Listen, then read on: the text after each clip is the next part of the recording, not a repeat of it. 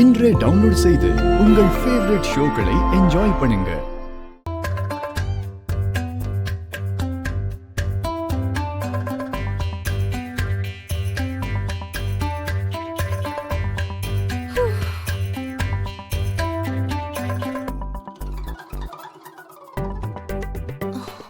Miss அம்மா,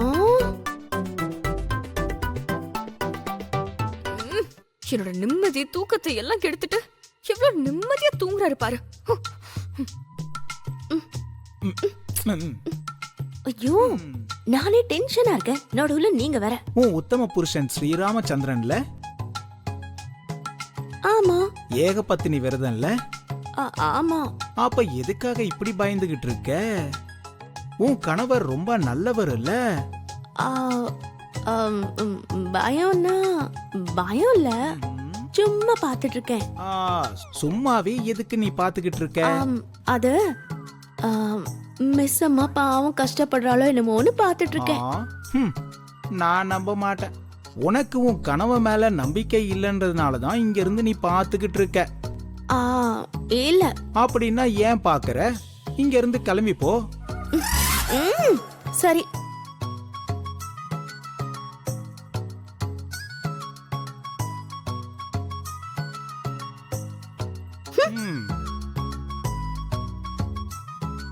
கொஞ்ச நேரம் அந்த பாலகி உன் அறையில இருந்ததுக்கே நீ இப்படி பயந்துகிட்டு இருக்க. நாளைக்கு அந்த பாலகி உன் ஸ்தானத்துக்கு வந்ததுக்கு அப்புறமா நீ எப்படி தாங்கிக்க போற பாலகி?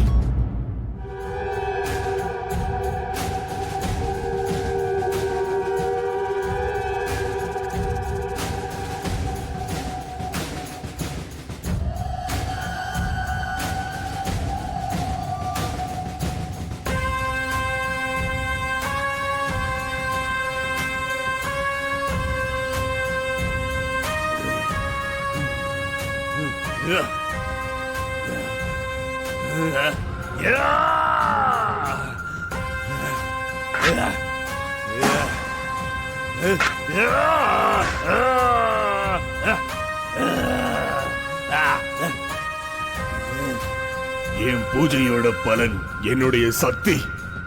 இத்தனை நாள் நாம் பண்ண தவத்துடைய பலன் எல்லாம் வீணாயிடுச்சு. ஒரு ஆத்மாவை என்னால பிடிக்க முடியல.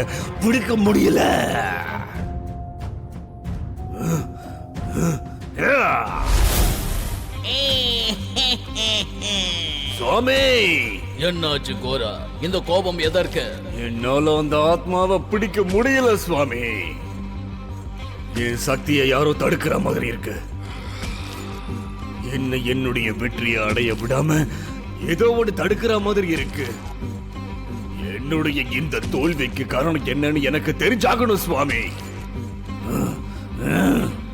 வெற்றி அடையறதுக்கான வழி என்னன்னு எனக்கு தெரிஞ்சாகணும் சுவாமி. தோத்து போற மாதிரி இருக்கு சுவாமி.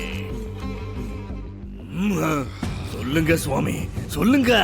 கோரா, உன்னை போன்ற தீட்சை பலரும் செய்வார்கள். அதில் நூற்றுக்கணக்கான பேர் 3 லோகத்தையும் ஆளக்கூடிய சக்திக்காக ஆத்மாவை வசியப்படுத்த இந்த பூஜைகளை செய்வார்கள். ஆனால் இதுவரை அதை பூர்த்தி செய்தவர்கள் யாரும் இல்லை. உன்னால் முடியும் என்று நம்பினேன். உன் நிதானம், உன் பொறுமை, உன் ஆர்வத்தை பார்த்து அந்த பொறுமை இப்போது எங்கே? 3 முறை சுவாமி, 3 முறை நான் அந்த ஆத்மாவை பிடிக்க போய் இப்போ தோத்து போய் நிக்கிறேன் சுவாமி. நான் ஜெயிப்பேன்ற நம்பிக்கை எனக்கே குறைஞ்சுகிட்டு வருது சுவாமி. முன் வைத்த காலை பின் வைக்காது. உனக்கே இறுதியில் வெற்றி. உனது காரியங்களை சுலபமாக்க 2 மானிட சக்திகள் உனக்கு உதவி செய்ய வரப்போறாங்க.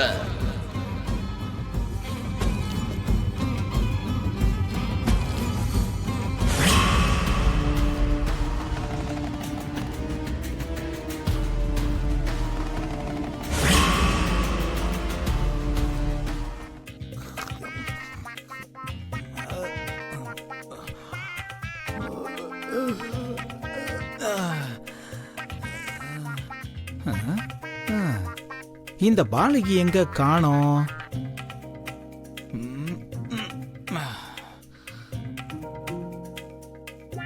இந்த பாலகி எங்கதான் போயிருப்பா?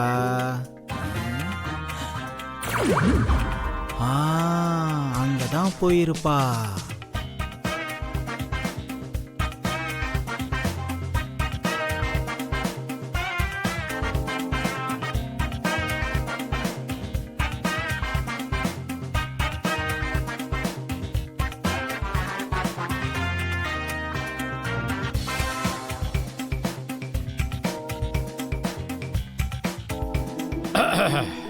எவ்வளோ நாளாச்சு இப்படி சுடுதண்ணியில குளிச்சு.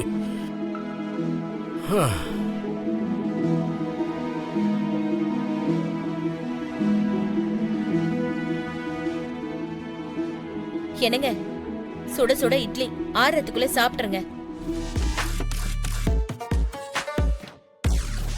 என்னங்க, சாப்பிட சொன்னா நீங்க ஏன் முகத்தை பாக்குறீங்க? சாப்பிடுங்க. காலங்காத்தால உனக்கு என்னதாண்டி ஆச்சு? பாத்ரூமுக்கு போனா குளிக்கிறதுக்கு சுடு தண்ணி வச்சிருக்க, குளிச்சுட்டு வந்த உடனே சூடா இட்லி பண்ணி கொடுக்குற. எனக்கு என்னவோ பயமா இருக்கு. இத்தனை நாளும் ஏதோ பேய் பிடிச்ச மாதிரி நான் இருந்தேன். ஆனா எனக்கு இப்பதான் புத்தியே வந்துச்சு. இனிமே உங்களை நான் நல்லா பாத்துக்கிறேன். சாப்பிடுங்க.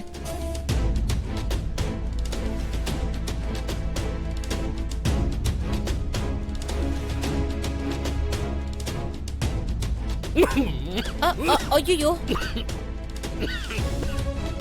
இந்தாங்க குடிங்க.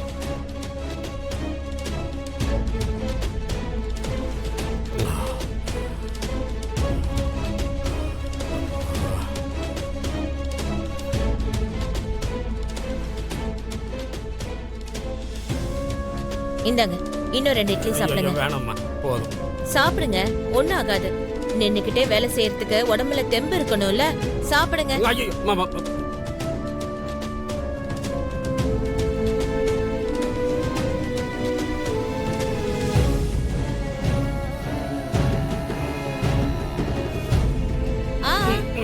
இருங்க, நீங்க இந்த பிளேட்லயே கை கழுவிக்கோங்க. இந்தாங்க.